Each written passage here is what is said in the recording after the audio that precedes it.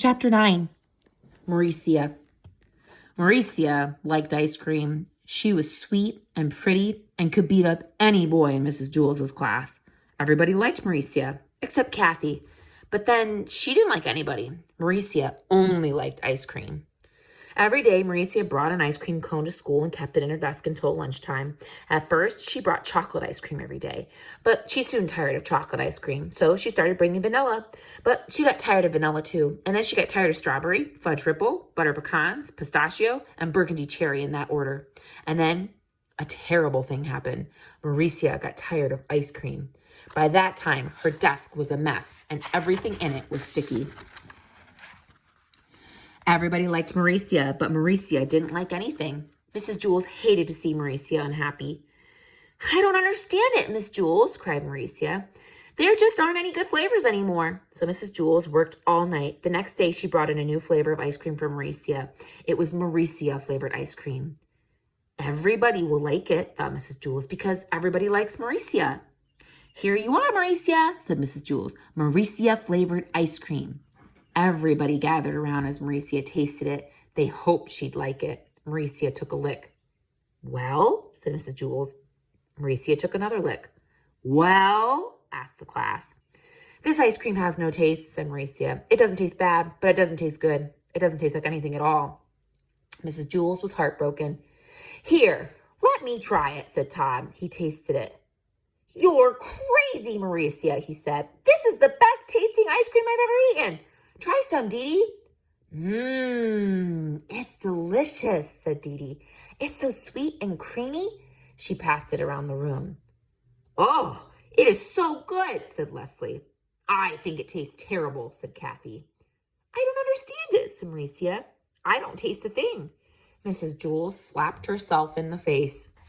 "Oh, I've made a big mistake, Maurecia.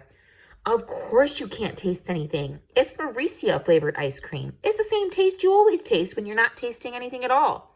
So the next day, Mrs. Jules brought in Joe flavored ice cream. Maurecia liked it. So did everybody else. Joe thought it had no taste. Everybody liked Maurecia. Maurecia only liked Joe. That following day, Mrs. Jules brought in Ron flavored ice cream. Ron thought it had no taste, but everybody else loved it. Everybody liked Maurecia. Maurecia only liked Joe and Ron. By the end of the month, Mrs. Jules had brought in 27 new flavors of ice cream, one for each member of the class. Everybody liked Maurecia, and Maurecia liked everybody. They all tasted so good. All except Kathy, that is. Kathy flavored ice cream tasted a little bit like old bologna. Everyone still agreed that Maurecia flavored ice cream was the best, except Maurecia. She liked Todd ice cream the best. This turned out to be a problem. Every once in a while, Maurecia would try to take a bite out of Todd's arm in order to get that very special flavor.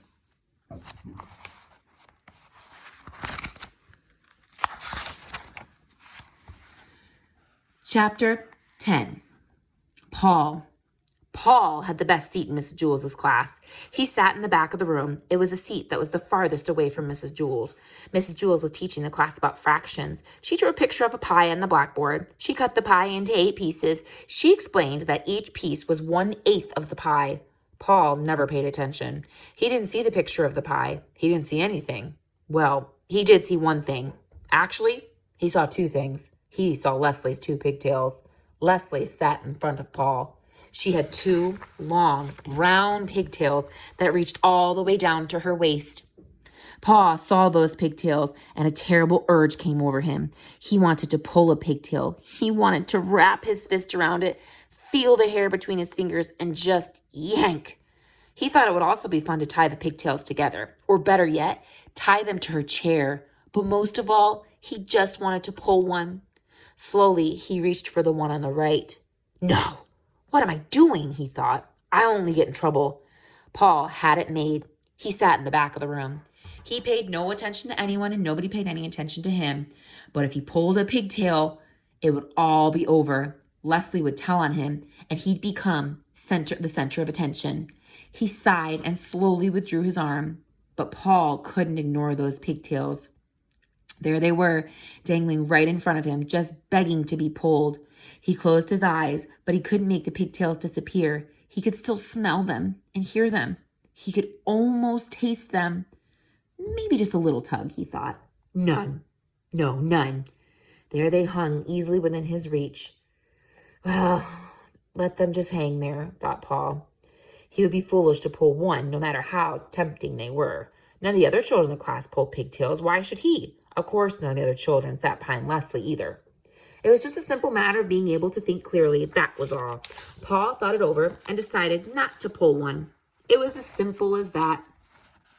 Suddenly, his arm shot forward. He grabbed Leslie's right pigtail and yanked. Yeah! Screamed Leslie. Everybody looked at her. Paul pulled my pigtail, she said. They all looked at Paul.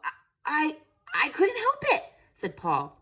You better learn to help it, said Mrs. Jewls, and she wrote Paul's name on the blackboard under the word discipline. Tell Leslie you're sorry. I'm sorry, Leslie, said Paul. Humph, said Leslie. Paul felt horrible. Never again would he pull another pigtail, except there was one problem. He still wasn't satisfied. He had pulled the right one, but that wasn't enough. He wanted to pull the left one, too. It was as if he heard a little voice coming from the pigtail saying, Pull me, Paul, pull me. I can't, Paul answered. My name's already on the blackboard under the word discipline. Big deal, said the pigtail. Pull me. No way, said Paul. Never again. Aw, come on, Paul. Just a little tug, urged the pigtail. What harm could it do? Lots of harm, said Paul. Leslie will scream and I'll get in trouble again. Boy, that's not fair, whined the pigtail. You pulled the right one, now it's my turn. I know, but I can't, said Paul. Sure you can, said the pigtail. Just grab me and yank. No, said Paul. It's not right. Sure it is, Paul, said the pigtail. Pigtails are meant to be pulled. That's what we're here for. Tell that to Leslie, said Paul. Leslie won't mind, said the pigtail. I promise. I bet, said Paul, just like she didn't mind the last time. You just didn't pull hard enough, said the pigtail. Leslie likes us pulled real hard. Really? Asked Paul. Cross my heart, said the pigtail. The harder, the better. Okay, said Paul. But if you're lying, I promise, said the pigtail. Paul grabbed the left pigtail. It felt good in his hand. He pulled as hard as he could. Screamed Leslie. Mrs. Jewls asked, Paul, did you pull Leslie's pigtail again? No, said Paul. I pulled the other one. All the children laughed. Are you trying to be funny? Asked Mrs. Jewls. No, said Paul. I was trying to be fair. I couldn't pull one and not the other.